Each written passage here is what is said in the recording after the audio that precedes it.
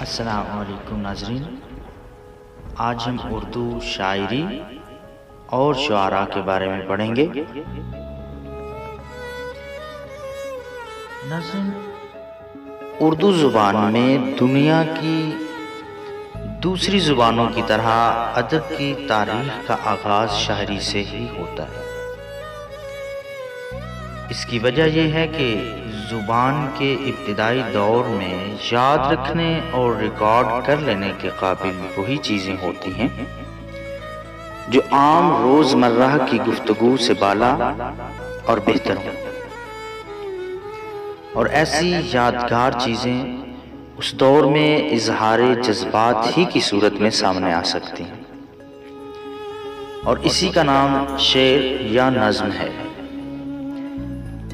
اردو میں سب سے پہلے جن لوگوں نے شعر گوئی اختیار کی وہ اس سے سب سے پہلے فارسی ہی میں شروع کی، کیونکہ برصغیر پاک و ہند میں جب سے مسلمان بطور فرمانروا آ کر آباد ہوئے، تبھی سے ان کا سارا علمی، ادبی اور سرکاری کام فارسی ہی میں ہوتا تھا۔ اس لیے فارسی شاعری کی تمام روایات قدرتی طور پر اردو میں داخل ہو گئی۔ مقامی غیر مسلم باشندوں کی ادبی زبانوں کو پڑھنے اور سیکھنے کی کوشش انہوں نے نہ کی۔ وہ حاکم قوم تھے، انہیں محکوموں کے ادب سے کوئی دلچسپی نہیں ہو سکتی تھی۔ الٹا مقامی غیر مسلموں نے فارسی بڑے ذوق و شوق سے سیکھنی شروع کر دی، کیونکہ ان کی ضرورت تھی۔ اور اس طرح جب اردو میں باقاعدگی اور سنجیدگی کے ساتھ شاعری کی جانے لگی تو فارسی ہی کی اصناف اور دوسرے لوازم شامل کیے گئے۔ چنانچہ غزل، قصیدہ، مثنوی، نظم، مصمد، رباعی وغیرہ جس طرح صدیوں سے فارسی میں آ رہی تھی، اردو میں بھی رائج ہو گئی۔ البتہ بعد میں جب اردو پر محض دوسری زبانوں کے اثرات بھی پڑنے لگے اور خود اردو شاعری کا اپنا سرمایہ بھی دقیق اور پختہ ہو گیا، تو اردو شاعروں نے اصناف شعر میں نئے نئے تجربے بھی کیے۔ آئیے ناظرین، اب کچھ شعراء کے بارے میں سیکھتے ہیں۔ اردو شاعری کے پہلے شاعر حضرت امیر خسرو دہلوی کو مانا جاتا ہے۔ امیر خسرو دہلوی، جن کی شہرت بحیثیت ایک فارسی شاعر کے کسی تعریف کی محتاج نہیں، اردو شاعری میں پہلے شاعر مانے جاتے ہیں۔ انہوں نے اردو الفاظ ادبی اغراض سے استعمال کیے اور سب سے پہلے اردو میں شعر کہا۔ سب سے پہلی غزل اردو میں بھی امیر خسرو ہی کی طرف منسوب ہے، مگر اس کی ترتیب اس طرح ہے کہ اس کا ایک مصرع فارسی اور ایک اردو کا ہے، اور بہر فارسی کی ہے۔ امیر خسرو فن موسیقی میں بھی کمال رکھتے تھے۔ انہوں نے سب سے پہلے فارسی بہور اردو میں استعمال کی، اور ان کی کتاب خالق باری ہے۔ مختصر یہ کہ ان کا دور ابتدائی دور تھا، زبان میں اتنی ترقی نہیں ہوئی تھی، مگر آگے چل کر زبان میں مزید پختگی آتی گئی۔ 17ویں صدی کے وسط میں اردو غزل کا باقاعدہ آغاز ہو چکا تھا، اور اردو نے اپنا الگ سے رنگ و روپ متعین کر لیا تھا۔ اس دور میں اردو کے پاس ذخیرہ الفاظ اور جدت خیال کی بھی کمی تھی۔ زیادہ تر شعراء ہندی، دکنی اور بھاشا زبان کے الفاظ استعمال کرتے تھے۔ امیر خسرو کے بعد ولی دکنی نے اردو شاعری میں اپنا نام کمایا۔ سب سے پہلے ولی دکنی نے اس بات کی طرف اشارہ کیا کہ اردو غزل کو الگ حیثیت دی جانی چاہیے۔ چنانچہ اس نے غزل کو ایک نیا اسلوب اور انداز عطا کیا۔ ولی دکنی کا کلام شمالی ہند کے تمام نظم نگاروں کے واسطے ایک نمونہ تھا۔ اسی کو دیکھ کر اور اپنے سامنے رکھ کر انہوں نے ترقی کرنا شروع کی۔ ولی کا کلام نہایت صاف، سادہ، فصیح اور پیچیدہ استعارات اور دو رازکار تشبیہوں سے پاک ہے۔ تصوف کا ہی رنگ جھلکتا ہے۔ فارسی الفاظ اور خیالات کی کثرت ضرور مگر غلبہ نہیں۔ ہندی لفظ ہی فارسی الفاظ کے ساتھ جا بجا ملے ہیں جو بعد میں متروک ہو گئے ہیں۔ ولی دکنی کے بعد چونکہ غزل کا باقاعدہ آغاز ہو چکا تھا تو دہلی میں مختلف شعراء نے شاعری کو اپنی گود لیا، جن میں حاتم، آرزو، آبرو، ناجی، مضمون وغیرہ شامل ہیں۔ دیوان دلی کی اشاعت کے ساتھ ہی مرکز شاعری گویا دکن سے منتقل ہو کر دلی میں آ گیا، اس وجہ سے کہ یہاں کے لوگوں کو ایک خاص دلچسپی شعر و شاعری کے ساتھ پیدا ہو گئی۔ ظہور الدین حاتم، خان آرزو، ناجی، شرف الدین مضمون، آبرو اور بہت سے شعراء پیدا ہو گئے۔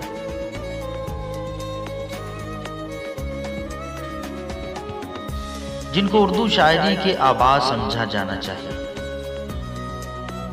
ان کا کلام تصوف کے رنگ میں ڈوبا ہوا، صاف، چمکدار، تصنع بناوٹ سے پاک ہے۔ شاعری فارسی الفاظ، تراکیبیں، بہریں بکثرت ملتی ہیں، لیکن بہت خوبی سے ان کا استعمال کیا گیا ہے۔ ان قدیم شعرائے دلی کا کلام اردو کی تدریجی ترقیوں کی منزل میں ایک نمایاں نشان ہے۔ ولی دکنی کے بعد حاتم، آرزو، آبرو، ناجی، مضمون نے بہت نام کمایا اور اردو شاعری میں اردو کو ترقی دی۔ ان کے بعد میر اور سودا کا دور شروع ہوتا ہے۔ ولی اور دیگر شعراء نے اردو غزل کے لیے ایک راہ ہموار کر دی تھی، اور اردو غزل اور اردو زبان دونوں نے ہی کسی حد تک شائستگی اختیار کر لی تھی۔ اس وقت اردو غزل دو مختلف مرحلوں سے گزر رہی تھی۔ ایک طرف تو دلی کے شعراء جن میں سودا، میر اور خواجہ میر درد سر فہرست ہے، غزل کو جامعیت اور وسعت کی راہ دکھا رہے تھے اور شاعری میں اپنی تمام کرشمہ سازی کے ساتھ عروج پر لے جا رہے تھے۔ یہ زمانہ اردو شاعری کی سب سے بڑی ترقی کا زمانہ ہے۔ اس میں محبوبہ شاعری ماں اپنی تمام کرشمہ سازیوں کے زینت الفاظ اور جدت خیال سے آراستہ و پراستہ ہو کر دنیا کے سامنے نمودار ہوئی۔ میر و سودا دونوں اپنے حسن و ادا، حلاوت زبان، قدرت الفاظ اور نزاکت زبان کی وجہ سے اپنے تمام ہم عصر اور نیز ما سبق حریفوں پر گوئے سبقت لے گئے۔ ان کے مبارک زمانہ میں غزل اور قصیدہ دونوں معراج ترقی پر پہنچے۔ مرزا جان، میر درد، سوز قائم، یقین، بیان، ہدایت، قدرت اور ضیاء ان کے ہم عصر ہیں، جو اردو نظم کے علاوہ فارسی کے استاد تھے۔ چونکہ ان کے فارسی کا رنگ غالب تھا، لہٰذا وہ قدرتاً ہندی الفاظ پر فارسی کو ترجیح دیتے تھے۔ خوبصورت اور مناسب فارسی لفظ اور محاورے خواہ ترجمہ زبان ہو زبان میں شامل کیا۔ ان کا کلام اردو اور فارسی کی آمیزش سے گنگا جمنی ہے۔ حسن و عشق کے معاملات جس خوبصورتی اور مؤثر طریقہ سے ان حضرات نے باندھے، اس سے بیشتر کسی نے نہیں باندھے تھے۔ نئی تراکیب، بحریں، موضوعات، تشبیہیں اور استعارے ضائع بدایا جن کو اب الگ کلام میں جگہ نہیں ملتی، بکثرت استعمال ہونے لگے۔ نئے نئے اصناف شعر بھی اس عہد میں رائج ہوئے، مثلاً واسوقت، مرثیہ، محمس، ہجو، مثلث، مربع اور مستزاد وغیرہ۔ یہ سب فارسی سے لیے گئے اور بہت خوبصورتی سے کہے گئے۔ صفت ابہام میں کمی واضح ہوئی اور نئے نئے لفظ اور محاورے اور ترکیبیں زبان میں دخل ہوئی، جن سے آئندہ ترقی کا دروازہ کھل گیا۔ جیسا کہ میر کا شعر ہے، یاد اس کی اتنی خوب نہیں میر باز آ، یاد اس کی اتنی خاص نہیں میر باز آ، نادان پھر وہ جی سے بھلایا نہ جائے گا۔ اس دور کے بعد انشاء، مصحفی اور جرأت کا دور شروع ہوتا ہے۔ انشاء، مصحفی، جرأت، حسرت، ناسخ، بقا، میر حسن اور فراق مشہور زمانہ شعراء جنہوں نے پرانی تراکیب ہندی کی جگہ نئی ترکیب اور عربی الفاظ کو کلام میں شامل کرنے کی روایت شروع کی۔ اس عہد میں ایک اور ترقی یہ بھی ہوئی کہ پرانے متروکات جو میر اور سودا کے زمانے میں باقی رہ گئے تھے نکال دیے گئے اور ان کی جگہ جدید لفظ اور ترکیبیں داخل کی گئیں۔ ہندی اور فارسی میں محاورے اور ترکیبیں باہم ملا دی گئیں۔ طرز عبارت میں کچھ فرق نہ ہوا، مضامین میں بھی کوئی خاص جدت نہیں ہوئی، لیکن معاملہ بندی میں اضافہ ہوتا گیا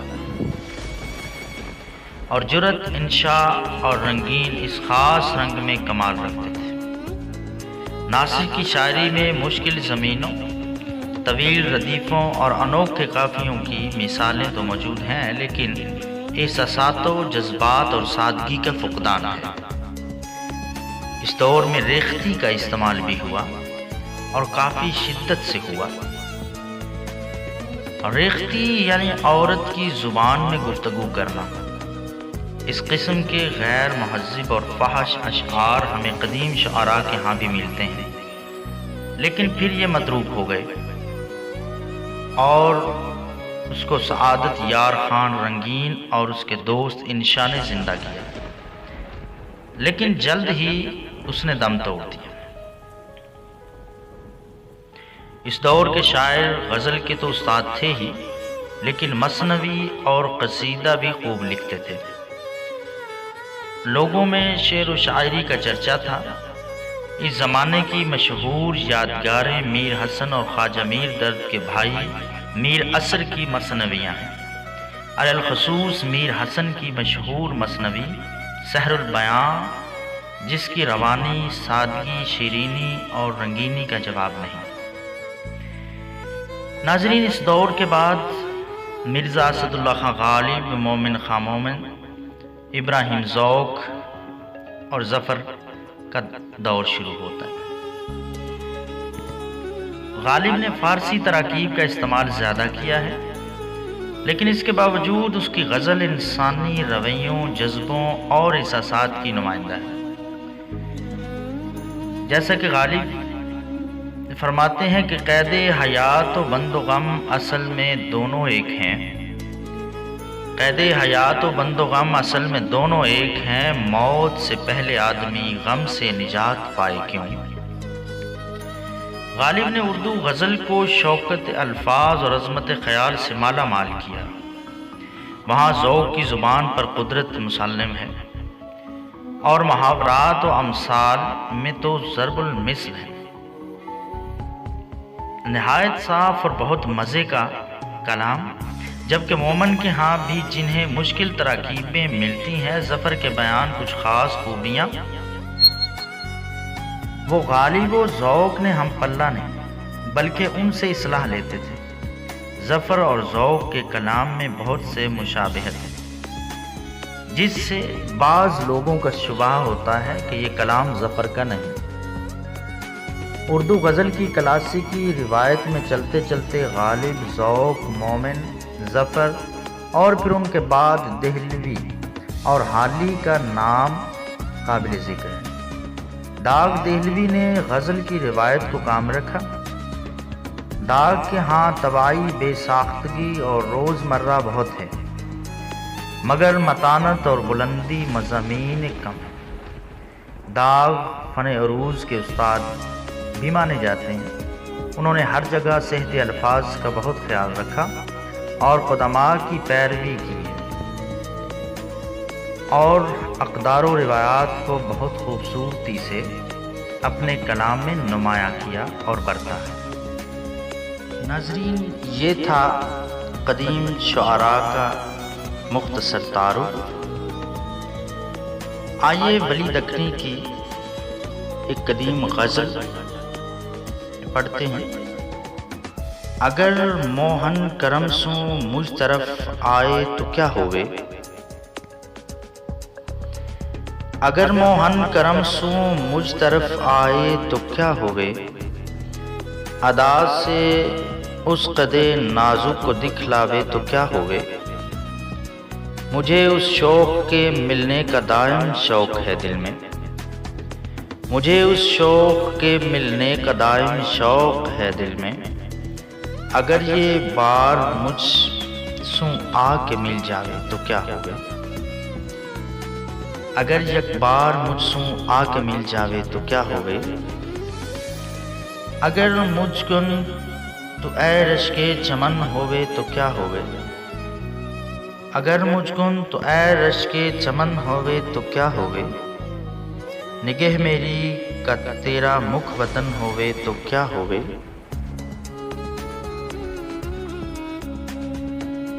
تیری باتاں کے سننے کا ہمیشہ شوق ہے دل میں، تیری باتاں کے سننے کا ہمیشہ شوق ہے دل میں، اگر یکدم تو مجھ سوں ہم سخن ہوئے تو کیا ہوئے۔ ناظرین، آئیے دیکھتے ہیں سید خواجہ میر درد کا کلام۔ خواجہ میر درد لکھتے ہیں کہ پھولے گا اس زباں میں بھی گلزار معرفت، پھولے گا اس زباں میں بھی گلزار معرفت، یہاں میں زمین شہر میں یہ تخم بو گیا، مجھے یہ ڈر ہے دل زندہ تو نہ مر جائے، کہ زندگانی عبارت ہے تیرے جینے سے، مدرسہ یا دیر تھا کعبہ و بت خانہ تھا، مدرسہ یا دیر تھا کعبہ و بت خانہ تھا، یہاں سبھی مہمان تھے ایک تو ہی صاحب خانہ تھا، تجھی کو جو یہاں جلوہ فرمانا دیکھا، تجھی کو جو یہاں جلوہ فرما نہ دیکھا، برابر ہے دنیا کو دیکھا نہ دیکھا۔ حجاب رخ یار تھے آپ ہی ہم، حجاب رخ یار تھے آپ ہی ہم، کھلی آنکھ تو کوئی پردہ نہ دیکھا۔ تر دامنی پشیخ ہماری نہ جائیو، تر دامنی پشیخ ہماری نہ جائیو، دامن نچوڑ دیں تو فرشتے وضو کریں۔ ارض و سما کہاں تیری وسعت کو پا سکے، ارض و سما کہاں تیری وسعت کو پا سکے، میرا ہی دل ہے وہ کہ جہاں تو سما سکے۔ جان سے ہو گئے بدن خالی، جان سے ہو گئے بدن خالی، جس طرف تو نے آنکھ بھر دیکھا، ان لبوں نے نہ کی مسیحائی، ان لبوں نے نہ کی مسیحائی، ہم نے سو سو طرح سے مر دیکھا۔ ناظرین، خواجہ حیدر علی آتش کا نام دبستان لکھنؤ میں ایک نمائندے کے طور پر لکھا جاتا ہے۔ آئیے ہم ان کے چند اشعار کو ملاحظہ کرتے ہیں۔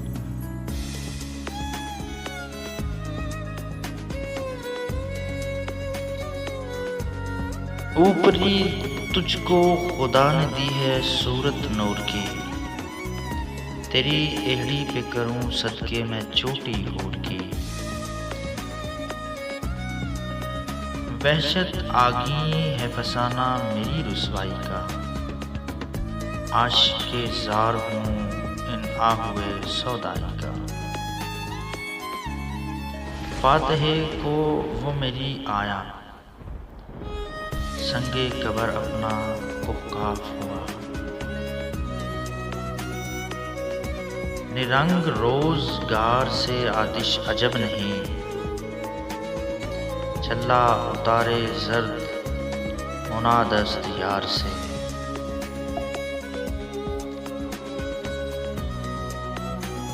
کہتے ہیں ذکر لیلا و مجنوں نہ چھیڑیے،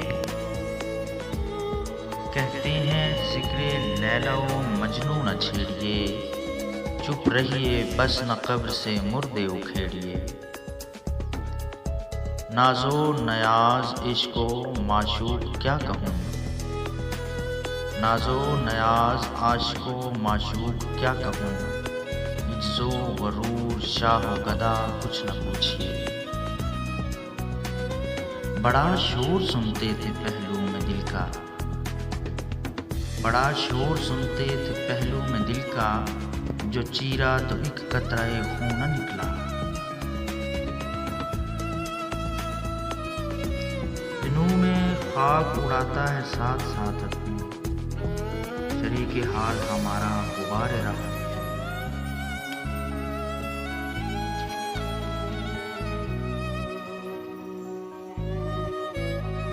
نکلتی منہ سے قاصد کے نہیں بات، نکلتی منہ سے قاصد کے نہیں بات، مگر لایا ہے بیاں میں زبان۔ ہر شب شب برات ہے ہر روز روز عید، ہر شب شب برات ہے ہر روز روز عید، سوتا ہوں ہاتھ گردن مینا میں ڈال کر، مگر اس کو فریب نرگ سے مستانہ آتا ہے۔